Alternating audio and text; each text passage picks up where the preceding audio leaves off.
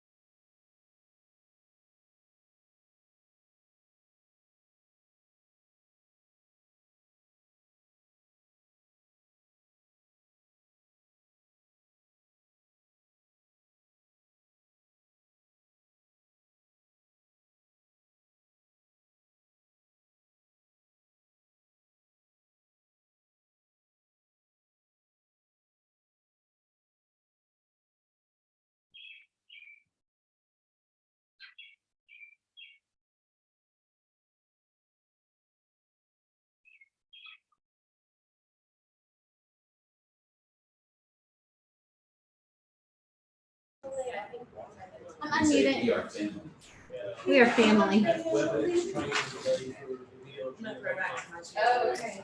Yeah, 8 years. Are you gonna do it here? You'll we be need to one have a of the grant international program. I do think we should train the cloth mask as a parent. We're just doing, video voice, is that right? Yes. Well, I heard a lot. We're gonna do, but we're not doing the video tonight, right? We'll get you guys straight with that later. I've used WebEx and I like it fine. And Where's the most of them?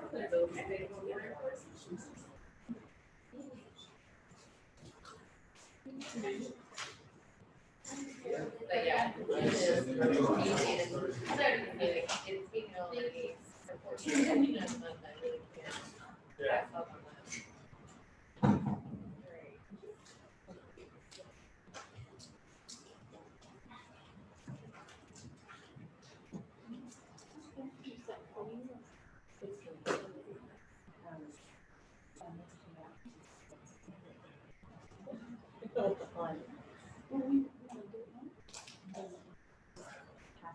Great. Here, baby. Sling them. Yeah. I think that would be appropriate. That's a bunch. Do you want me to? It's I got it. Yeah. Right more than anything. We'll hold on to Carol's copy.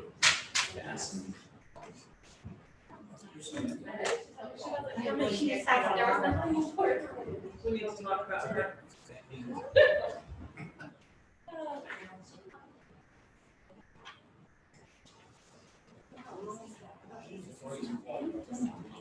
She's literally right. Literally. Close enough.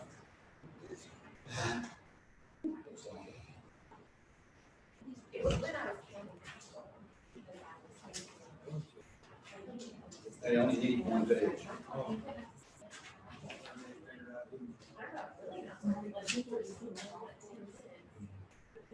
Okay, is there a motion to come out of closed session? So moved. Second. We have a motion and a second. All right, is there any discussion? Madam Secretary, call the roll. Miss Bone, Aye. Miss Biggs, Aye. Mr. Motts, I Mr. Shepherd, Aye. Evans. Aye. Mr. King. Aye. Chair Chakowski. Aye. 7 ayes. All right, we're gonna have certification of the closed meeting. We have a motion for that. We have a motion for that. You can generally read the certain. Yeah, you did. And then somebody. It seems like it's been quite a long time. It's been a while since we had a closed meeting. Yeah. That's good. All right, whereas the Board of Supervisors of Montgomery County has convened a closed meeting on this date pursuant to an affirmative recorded vote in accordance with the provisions of the Virginia Freedom of Information Act, and whereas Section 2.2-3711 of the Code of Virginia requires a certification by the board that such closed meeting was conducted in conformity with Virginia law. Now therefore be it resolved that the Board of Supervisors of Montgomery County, Virginia hereby certifies that to the best of each member's knowledge, only public business matters lawfully exempted from open meeting requirements by Virginia law were discussed in the closed meeting to which this certification resolution applies. And 2, only such public business matters as were identified in the motion conveying the closed meeting were heard, discussed, or considered by the board. Is there a motion? So moved. Second. Motion and second. Second. Miss Biggs, Aye. Mr. Motts, I Mr. Shepherd, Aye. Evans. Aye. Mr. King, Aye. Miss Bone, Aye. Chair Chakowski. Aye. 7 ayes. All right. County Administrator, are you going to lead us in our pledge? Just keep it. And for a moment of silence, and then I'll lead everyone in the Pledge of Allegiance.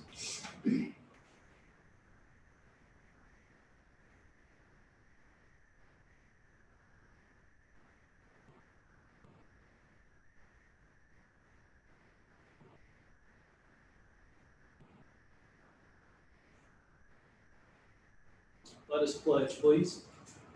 I pledge allegiance to the flag of the United States of America and to the republic for which it stands, one nation, under God, indivisible, with liberty and justice for all. Thank you very much.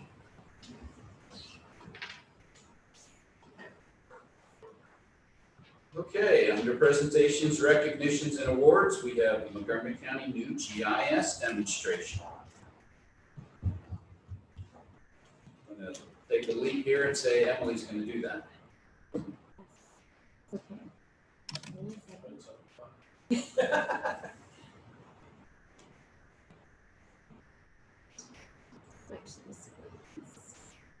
Okay.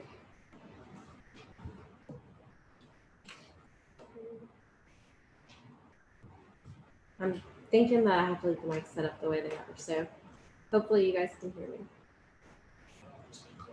I will speak louder.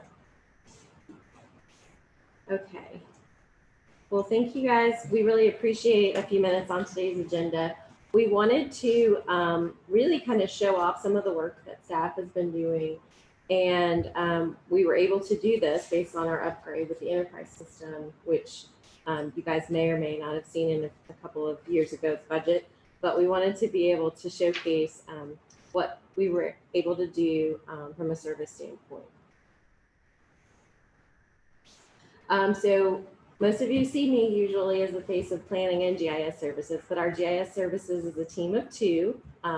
Michael Sutherland is our manager and Ingrid Mans is our analyst. They both have worked diligently on the upgrade that we were able to stand up last year with the help of our IT. So this has really been an ongoing effort.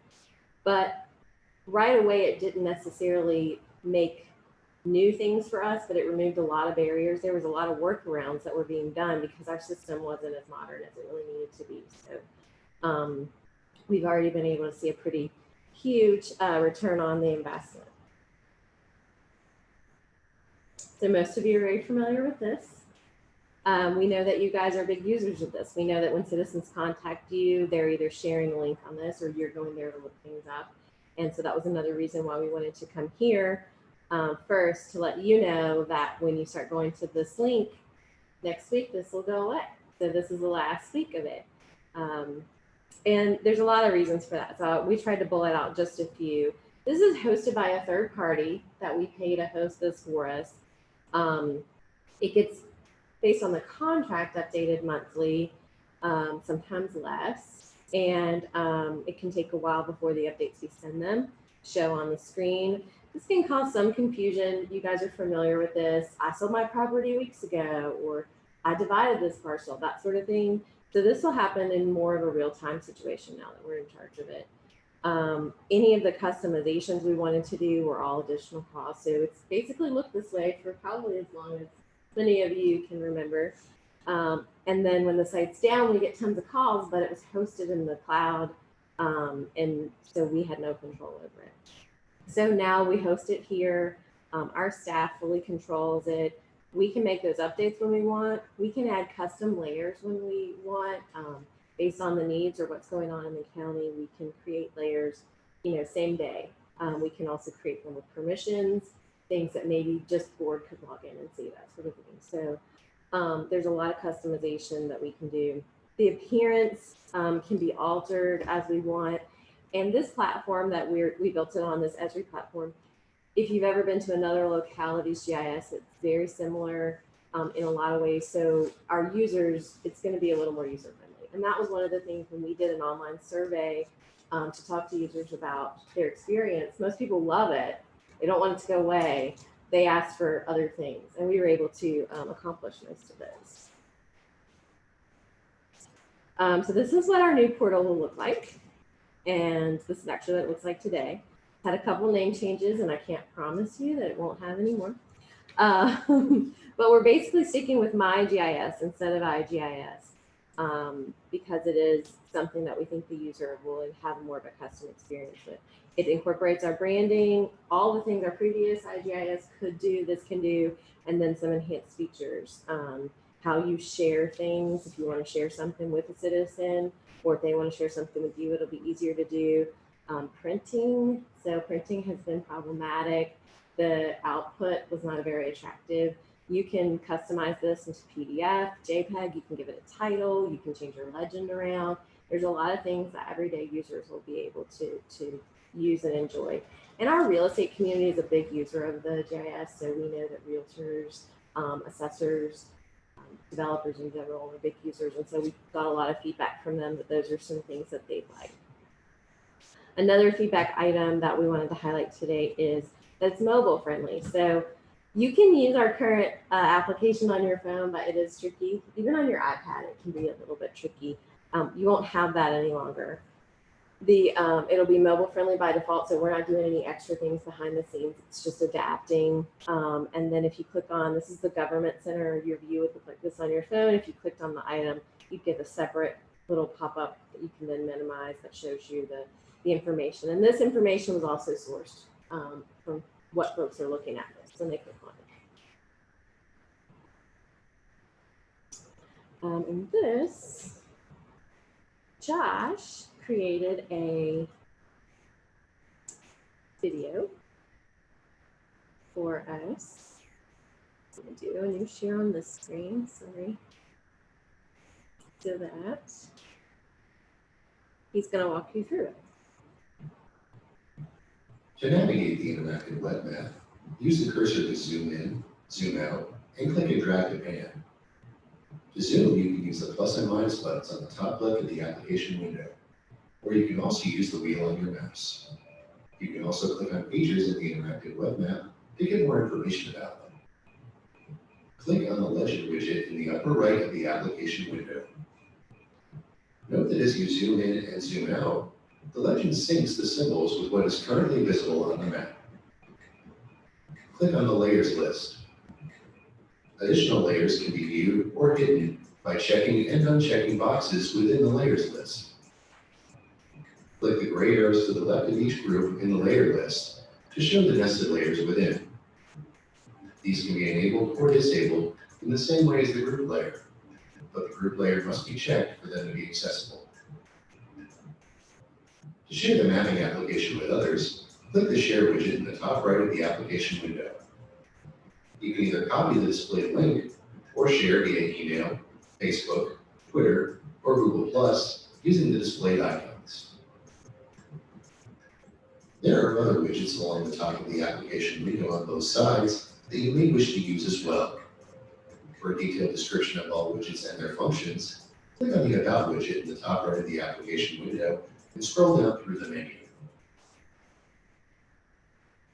So Josh is actually creating a series of these for us. So you'll be able to see more videos, including a demo of the different printing features and things that we were just talking about.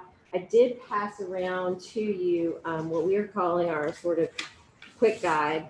This is what he pointed to earlier. You can see it along, it's built in, but we also made it a PDF that's right there on the page. So if someone's at home and just learning this and wants to have these tools available, they're able to quick print it. So we did that for you guys, so you could also see it matches the widget to what it does and how you can use it. So it's just kind of a basic, because we are switching things around on folks, we wanted to make it as easy as possible. And I think that you'll find that it's easy to use.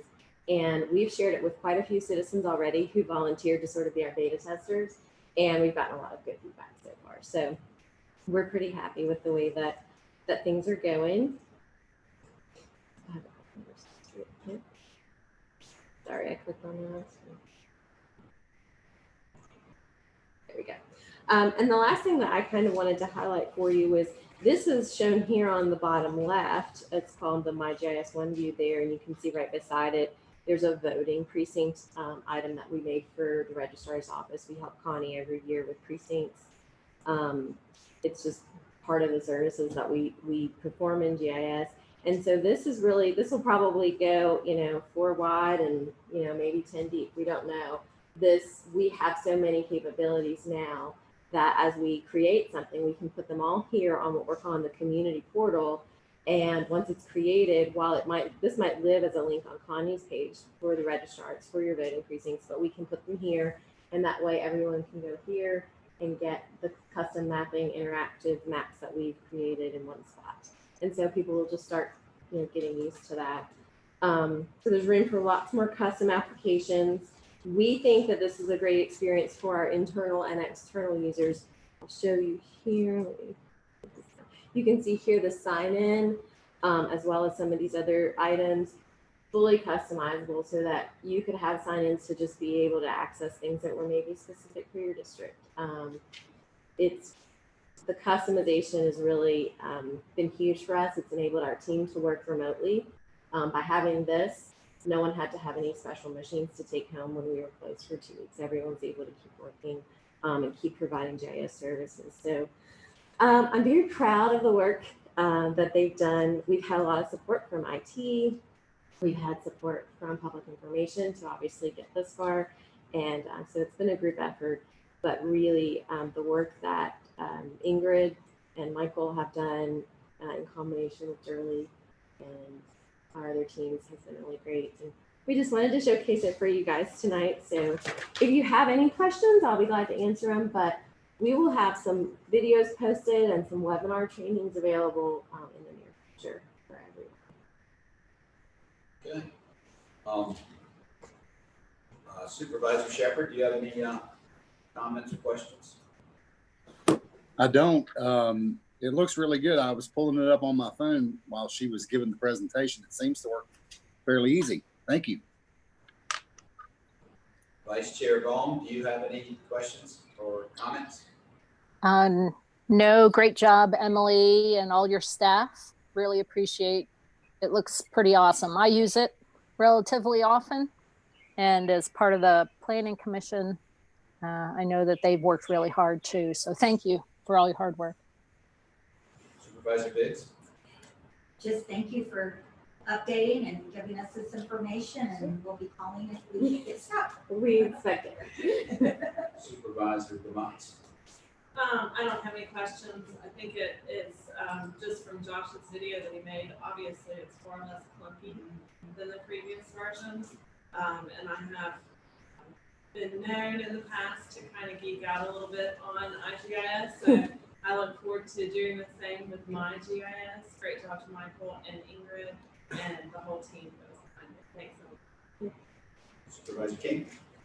No question. I do appreciate everybody working together to get this done. Thank you very much. Supervisor Blevins? No questions, but you guys did a great job, and I think that that's going to be great with the videos to help our citizens work through it very easily. Great job, whole team. Thanks.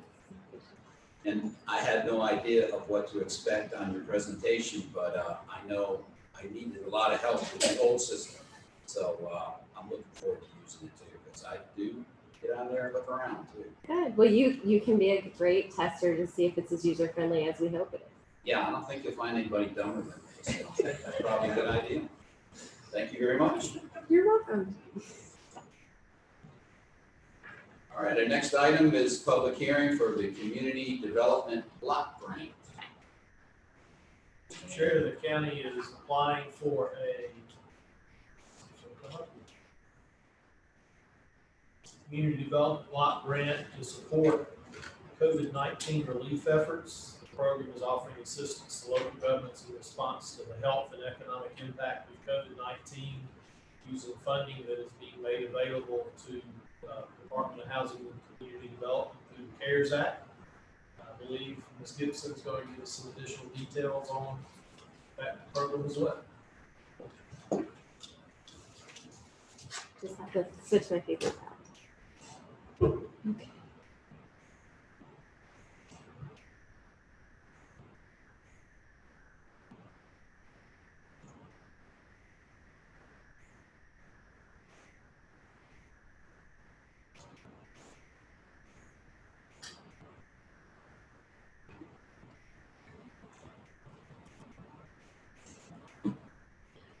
Craig sort of gave a great overview. It's sort of as simple as it seems.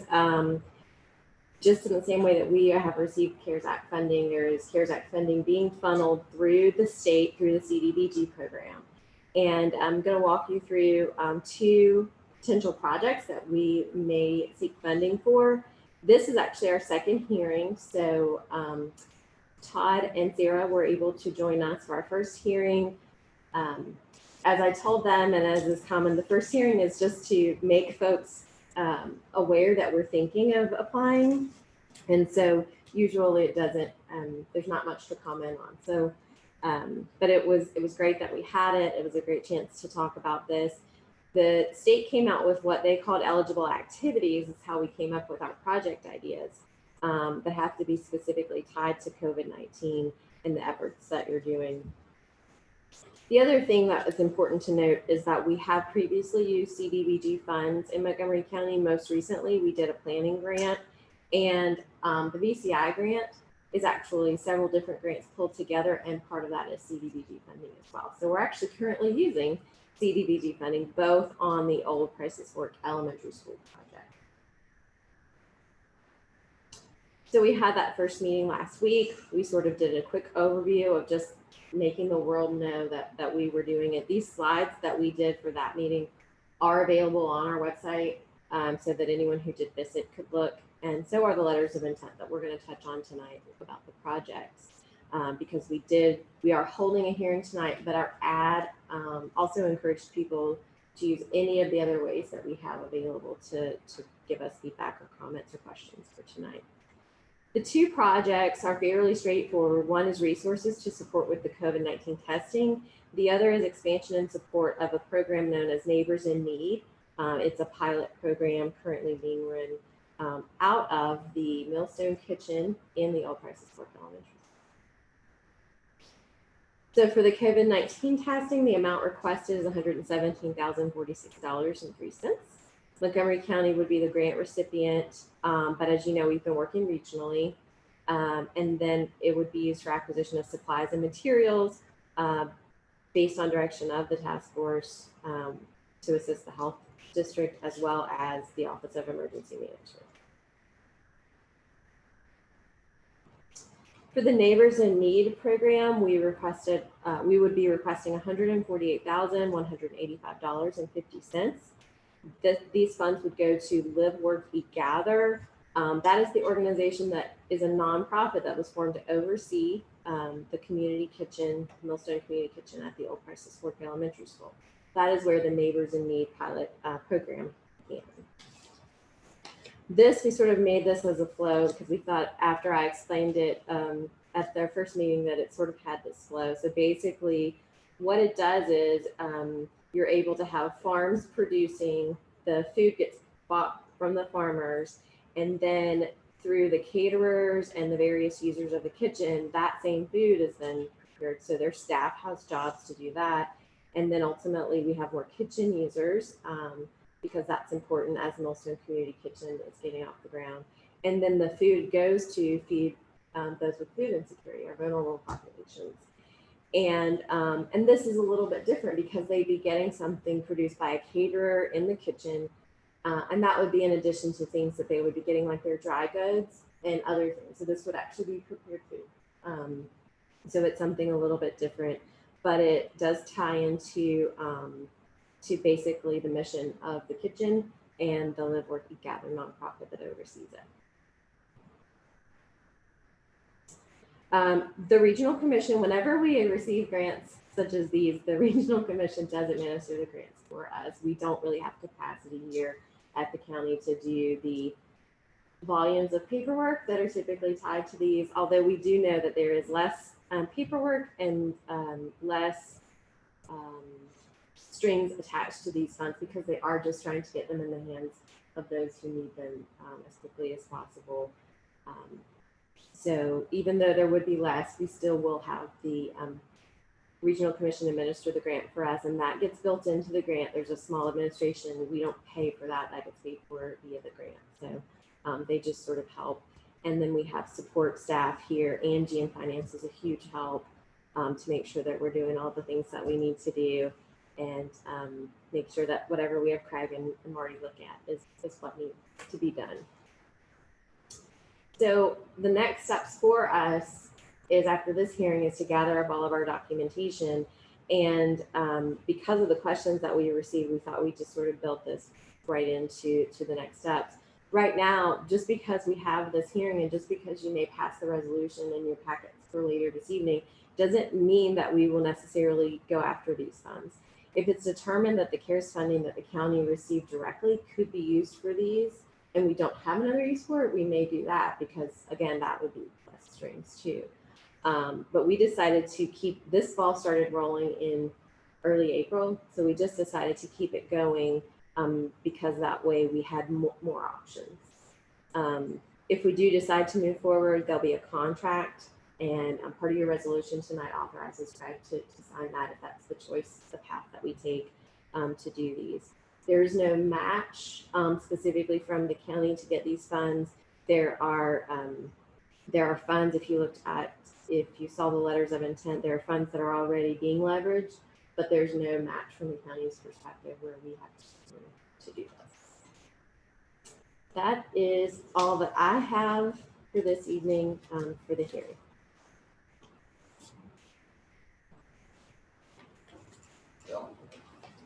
Do we have any questions? How about our distant people? Do we have any questions? No questions. Thank you. I have a question or a comment. Great job, Emily, and everybody who was participating in this grant application. I know these types of grant applications are really time consuming, and I'm glad that we're working with the Regional Commission. I have personal professional experience with the Millstone Kitchen and a partner agency, Radford Fairlawn Daily Bread, where the Millstone Kitchen was producing fresh foods for their clients, and it has gone very successfully. It was an experiment. People were nervous about it, but it's become quite successful. So I'm really glad that we're pursuing funds to help sustain that or move that even further ahead. And then the other grants for the COVID-19, obviously that's imperative. We've done such a great job in this county and valley that we have to pay for what we've done, you know, with the money. So everybody who's worked on that too. So great job, everybody. Okay, if there's no more comments, we'll open up the public hearing portion, which I noticed there are no sign-ups. Don't hear any public. No public. Okay, with seeing nobody come forward to speak, we are going to close the public hearing. Next item is public address.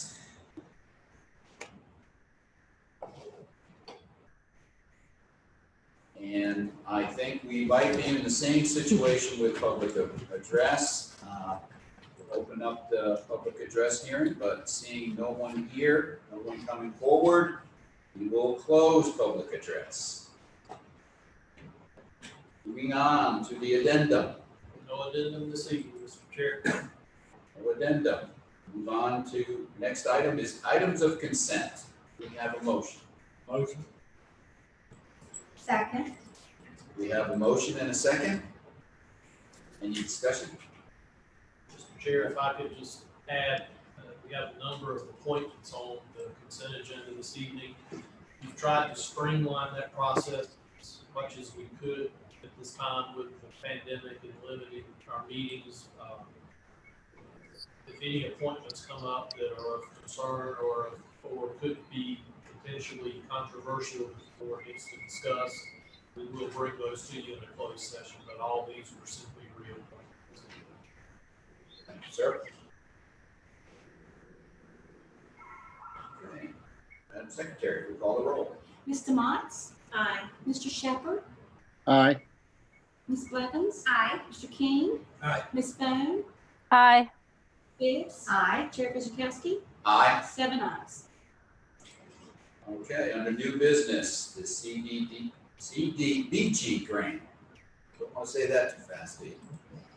Mr. Chair, and board members, you have a resolution in your packet that authorizes the submittal CDBG grant application. This gives briefed you on that process and have a resolution authorizing us to move forward. Do we have a motion? Motion. Second. We have a motion and a second. Do we have any discussion? You have your hand raised, No, I was- Supervisor Devons? No. Check. Okay. We have a motion and a second. Madam Secretary, if you would call the roll. Mr. Shepherd? Aye. Ms. Blevins? Aye. Mr. King? Aye. Ms. Bone? Aye. Biggs? Aye. Mr. Motts? Aye. Chair Christiansburg? Aye. 7 ayes. Okay. That's part of the meeting. We're going to reports, starting with our county attorney. Well, I thought I'd break tradition and actually say something. Yeah, well, I only have 1 or 2 items. As everyone knows, the governor issued another order. I haven't seen the order, I just saw a summary that the press had summarized about it. It's dealing with, a lot of it's dealing with masks. And so we'll be reviewing that in light of moving forward with opening procedures for this building and other buildings like the library. And we'll see how that order will affect how we move forward with those. So you'll be seeing something probably in the future. Okay, thank you, sir. Appreciate that. Does need clarification. County Administrator. thank you, Mr. Chair. I do have a couple of items this evening. First off, the staff has formed a reopening committee. It's already met once, and we'll be meeting again tomorrow.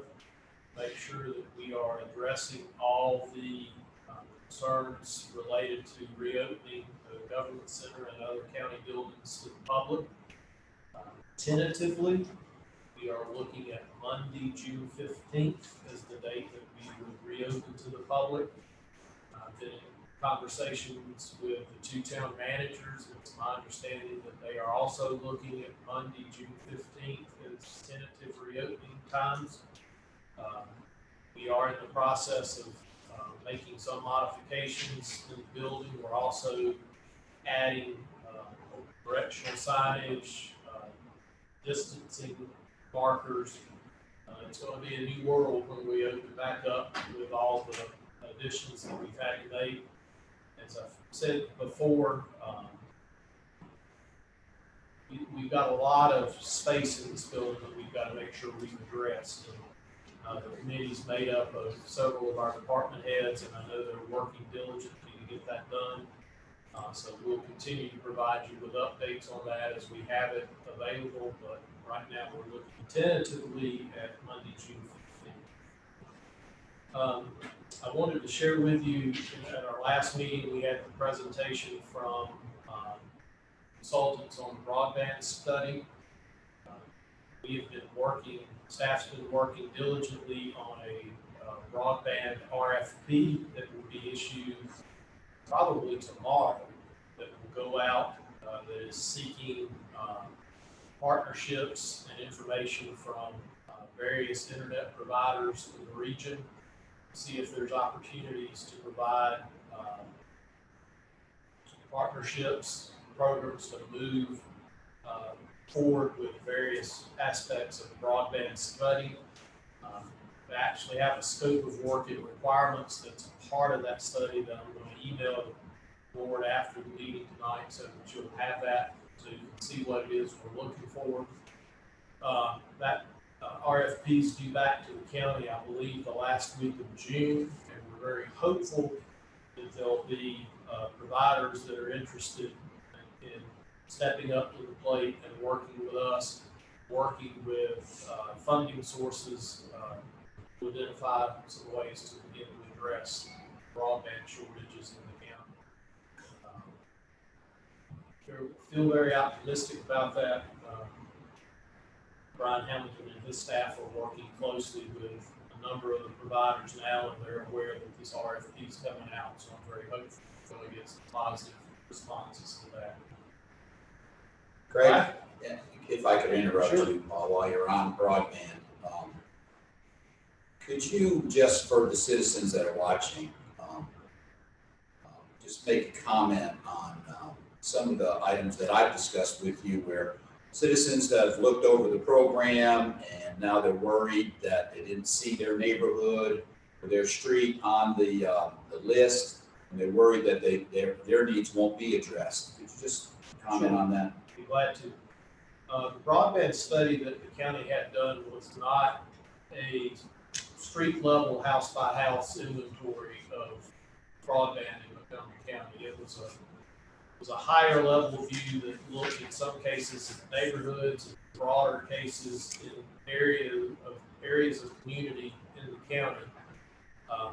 And we realized that even though there were a number of communities and areas named in that report, there may be other areas that weren't named, that folks may either not have service or be underserved.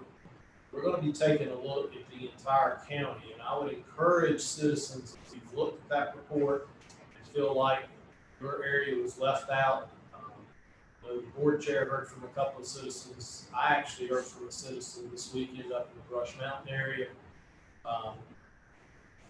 We're going to be taking a look at every area of the county. So just, if you didn't see your particular road, if you didn't see a particular neighborhood, that doesn't mean you're left out. That doesn't mean we're assuming you're fully served. But I would encourage you, if you look at the report and don't see information about your area of the county in there, please feel free to let us know, and we'll make sure we take a look at that again.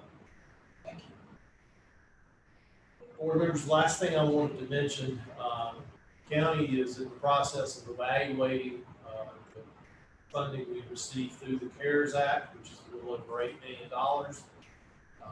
Our three finance directors, our finance director for the county has been meeting with the finance directors of the two towns, get a good understanding of how that program works and what is and isn't eligible. Our county attorneys provided good advice to that group as well. As you may recall, the funding for the CARES Act on this first round comes directly to the county, and then the county's responsible for determining how that's divided up. Bless you. Thank you. Determining how that's divided up among the two towns. So the two town managers and I felt that it made the most sense to put our three finance directors together to work on that. We'll be bringing some additional information to you in the days and weeks ahead on some thoughts on programs of that. One thing I wanted to mention to you tonight, and I'm hoping that I can simply get consensus from you tonight, is I'm also working with the regional managers group. As we've mentioned, the regional managers have a conference call 3 times a week to talk about various issues. We identified an opportunity to create what's called a New River Valley Business Continuity Team.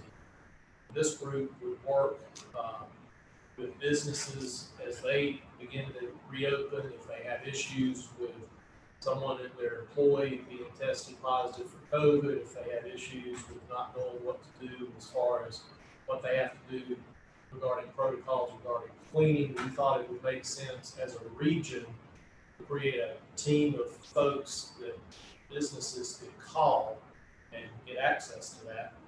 We quickly put this together, and I want to credit Kevin Bird at the Regional Commission for spearheading this. We put this idea together, submitted it for a Go Virginia grant application, and last week we were awarded $100,000 to fund that program. Part of the funding is that each of the 4 counties and the city of Radford would agree to put in $10,000 apiece from our CARES Act money. We got $8 million in CARES Act money. I didn't think it was too much of a stretch to say we could use $10,000 of that to match this Go Virginia funding. But before I send the letter saying that we're all good with that, I just wanted to see if I could make sure everybody was all good with that. It's committing funding we haven't received yet, but I see lots of thumbs. Thank you for that. I don't like sending letters committing money until I've told you I've committed money. And that's all I have, sir. Thank you. Okay, sounds like you have enough. Maybe we can just give them a tip. There's a lot of people banging on the door for that. Yes, I'm funding, sure there are. so All right, now we're down to our Board of Supervisors reports, and we're going to start with Supervisor Biggs. Ooh, I get to do two reports. Just kidding. Because my name's on your. I was young. No, I'm just gonna tell you all that the 5-member Airport Authority Board met twice last week to look over and consider candidates to become executive director of the airport. And right now, we have some that we thought would fit. And so probably the next step is going to be either on June 15th or 16th, we'll conduct in-person interviews. We conducted the other interviews by Zoom. And an interesting thing that did happen, I'll share with you, is that right in the middle of everything, the power went out at the airport. And so we ended up using my cell phone to finish one of the Zoom interviews. And then it came back on. So it was sort of awkward, but it worked. And that's it. Very good. Happy ending to that story. All right, Supervisor DeMons. Really quickly, I wanted to say I've been kind of perusing the county's resources for the COVID-19 response, and I think that we have done a really spectacular job in putting everything in one very easy to find location and lots of live links in there to other information. I think it's very, very well done and a great resource. Also wanted to plug the New River Health District's town hall, the online town hall meeting. Those have been held each Wednesday. I've watched everyone live. They're awesome. They're great in terms of being a good information source so far. And they're available on the county's website. They're kind of cataloged there, but we've had health, we've had law enforcement, fire and rescue, local government, and then coming up this Wednesday is local and small business. So those are very well moderated. The panelists are always really, really excellent. They're full of a lot of information. So I just wanted to let everybody know that we're having another one of those tomorrow night from 6 to 7 p.m. The topic is definitely of a lot of interest to me, so I'll be watching live and encourage other people to do as well. Thank you. Supervisor Shepherd. Have no report this evening, Chair. Okay. Supervisor Blevins. Just one report. The Montgomery Floyd Regional Library Board met last week and started discussions on how it's reopening, and we're still in that process. And of course, now we'll have some new guidelines that will affect all county buildings as well. But they did start back curbside service, so that's good for the patrons. And so we're looking forward to continuing those services and see as we open, get everybody back to the library. Just a shout out to all the graduates graduating this weekend, class of 2020. Of course, I have a senior daughter graduating from Christiansburg High School, and just wanted to offer my congratulations to everyone, and also wanted to thank Montgomery Public School Systems for their support. Christiansburg High School and Tony Dibler for the yard signs. I don't know if you guys have seen them, but all the school systems recognition of our seniors, so very proud of everything they've done. And also thanking the town of Christiansburg for stepping up and helping with banner displays, the Christiansburg lamp, little flags, and downtown Christiansburg businesses for supporting on artwork and recognition for the students. And even had some of the high school students do the artwork too. So it's Demon Pride all this week, and we're so excited and appreciate everybody's help and involvement, and all the parents, and just a lot of love shown in the community, especially making it special for our seniors during the pandemic.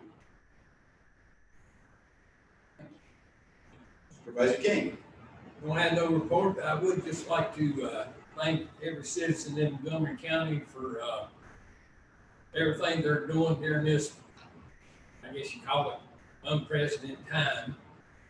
Everybody has pulled together, and I do appreciate it. In Montgomery County and 2 towns will be up and running for long, stronger as ever. Thank you. just got a couple of things too. First of all, Montgomery Regional Solid Waste Authority has been looking to fill a position on our board that was being vacated by a long-time member. And we have found someone. I'm not going to announce her name, but some of you may know who that is, but until I get that, all those details worked out, I will just hold off on that, but that is good news for us. We'll continue moving on, and we'll have another resolution to send out, hopefully. I also want to make mention of the high school graduations that are going to be conducted this week. The plan, if you all haven't heard much of it, is really quite amazing, and the work that has to go into organizing all 4 of our high schools to rotate in and out of Virginia Tech is just amazing. Our fire and rescue people are involved in it. The details to try to make the graduation as memorable, of course, I don't know how it could not be memorable, but the work that's gone into it to make it really special is just amazing. And I definitely want to thank our school division and the school board for what they've done to work that out with so many other entities to make all that happen. It ought to be awesome. And let's hope there's no rain. Even though we got looking at like 4 days of it coming up, but hopefully it'll hold off. Also, just to mention too that I signed the letter to go to the governor requesting that he allow us to open up based on our data that we have and recommendations from our experts. That will be going out. And Vicki, did you say it's emailed and also mailed? Okay, so you should be getting that shortly also. That's all I've got. Miss Sarah. Oh, Sarah, I did it to you again. 2 meetings in a row. Out of sight, out of mind, I guess. Hey, the best thing chair. is you get the last one. There you go. I do want to also congratulate all the graduates. First, for Virginia Tech this last week. It was pretty phenomenal commencement. And then our 4 high schools, Auburn, Christiansburg, Eastmont, and most especially Blacksburg. We too in Blacksburg put up those yard signs. Also, we had our graduates right all over downtown. It's really a sight to see if people haven't driven downtown. And we're just so proud of all of our graduates, and we hope and wish the very best for them and a bright future. Thank you. Thank you very much. And that's all we have for tonight's meeting. Next meeting, I guess, will be June the 8th. Until then, this meeting's adjourned.